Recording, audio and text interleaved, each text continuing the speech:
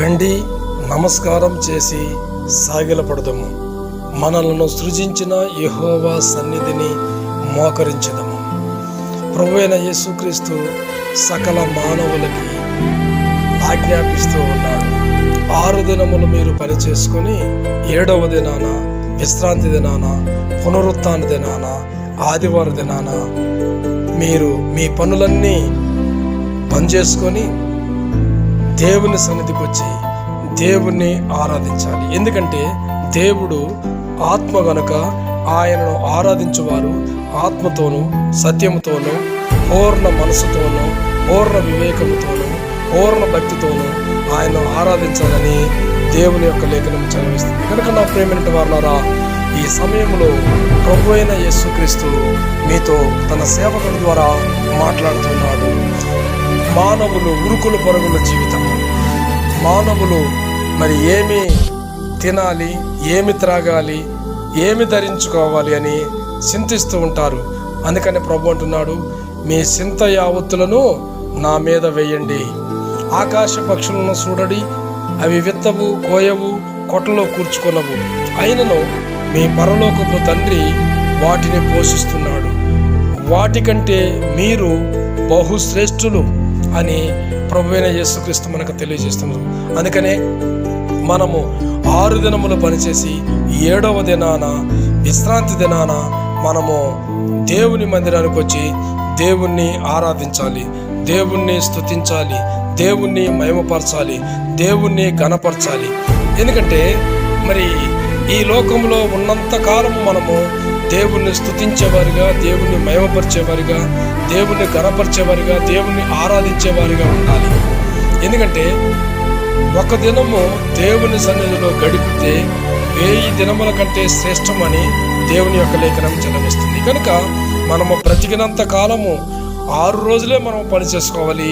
7వ దినాన విశ్రాంతి దినాన దేవుని మందిరానికి వచ్చి సంఘముగా సహవాసముగా కూడుకొని మనము ఆరాధన చేయాలి, ఆయన స్తుతించాలి, ఆయన మహిమపరచాలి, ఆయన ఘనపరచాలి. కనుక నా ప్రేమింటి వారులారా, మీరు ఎవరైనప్పటికీ సరే ఈ మాటలు వింటున్నటువంటి మీరు ఒకవేళ ఏ స్థితిలో ఉన్నప్పటికీ మీ స్థితులను మార్చగలిగినటువంటి దేవుడు. నీవు 6 దినములు పని చేసుకొని 7వ దినాన దేవుని మందిరానికి వచ్చి దేవుణ్ణి స్తుతిస్తే ఆ దేవుని స్తుతించినటువంటి ఆ స్తుతులు నీ పరిస్థితులను మారుస్తాయి, నీ స్థితిగతులను మారుస్తాయి, నీ సమస్యలన్నిటినీ తీసివేస్తాయి. నీ ప్రతి సమస్యకి పరిష్కారము ప్రభువైన యేసుక్రీస్తు ద్వారానే. నీవు అనుకోవచ్చు, నాకు ఈ సమస్య ఉంది కదా, నాకు ఈ బాధలు ఉన్నాయి కదా, నాకు ఈ కష్టాలు ఉన్నాయి కదా, నాకు ఈ అప్పులు ఉన్నాయి కదా అని చెప్పని దేవుని మందిరానికి వెళ్ళటం నీవు నిర్లక్ష్యము చేసినట్లయితే ఇంకా నీకు దేవుని యొక్క ఆశీర్వాదము ఏమీ రాదు. 6 దినాలు పనిచేసి 7వ దినాన నీవెప్పుడైతే మందిరానికి వచ్చి దేవుని స్తుతిస్తావో, ఎప్పుడైతే ఆరాధిస్తావో, అప్పుడే దేవుని ఆశీర్వాదము మీ మీదకు వస్తుంది. దేవుడు మిమ్మల్ని మీ కుటుంబాలను దీవించి ఆశీర్వదించునుగాక. ఆమేన్, ఆమేన్, ఆమేన్. నాతో కలిసి ఈ ప్రార్థనలో ఏకీభవించండి.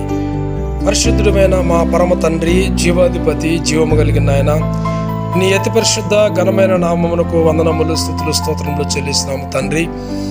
యేసుక్రీస్తు ప్రభువా, మీ కృపను బట్టి, మీ ప్రేమను బట్టి నాయన, ఇదిగో తండ్రి, ఇంతవరకు దాకా మీ బిడ్డలు ఈ మాటలు విని ఉన్నారు.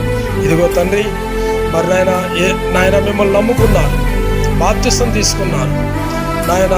పని బాటల వలన, పని ఒత్తిళ్ల వలన, ఉరుకులు పలుకుల జీవితము వలన ఇదిగో తండ్రి చాలా మంది మిమ్మల్ని నమ్ముకున్నారు, బాప్తిసం తీసుకున్నారు, కానీ మందిరానికి వెళ్ళటం లేదు. కనుక ఈ యొక్క మాటలు విన్నటువంటి అయ్యా నీ బిడ్డలు ఈ రోజు నుంచి ఇదిగో తండ్రి మరి 6 దినాలు పని చేసుకొని 7వ దినాన విశ్రాంతి దినాన నీ మందిరానికి వెళ్ళి సంఘముగా సహవాసముగా కూడుకొని మిమ్మలను ఆరాధించి, మిమ్మలను స్తుతించి, మిమ్మలను మహిమపరిచి మీ దీవెనలు పొందుకునేవారిగా ఉన్నట్లుగా మీరు కృప చూపించమని అడుగుతున్నాం తండ్రి. అట్టి మనసును వారికి దయచేయమని అడుగుతున్నాం తండ్రి.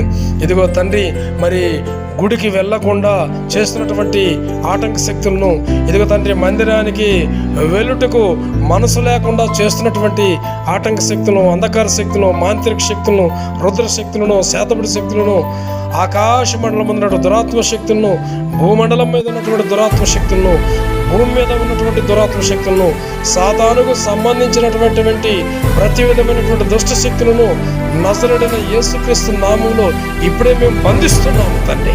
ఇదిగో తండ్రి, నీ బిడ్డలు, ఈ మాటలు విన్నటువంటి నీ బిడ్డలు ఈ రోజు నుంచి నాయన ప్రతి విశ్రాంతి దినము, ప్రతి నాయన పునరుత్థాన దినం నాయన నీ మందిరానికి వెళ్ళి నిన్ను స్తుతించి, నిన్ను ఆరాధించి, నిన్ను మహిమపరిచి, నిన్ను కనపరిచి, మీ దీవెనలు, మీ ఆశీర్వాదాలు పొందుకునే వారిగా ఉన్నట్టుగా మీరు కృప చూపించమని, మీకే వందనాలు, స్తుతులు, స్తోత్రములు చెల్లిస్తూ దీవించి ఆశీర్వదించమని ప్రభువైన యేసుక్రీస్తు పరిశుద్ధ నామములోనే ఈ ప్రార్థన అడిగి వేడుకొనుచున్నాం మా పరమ తండ్రి.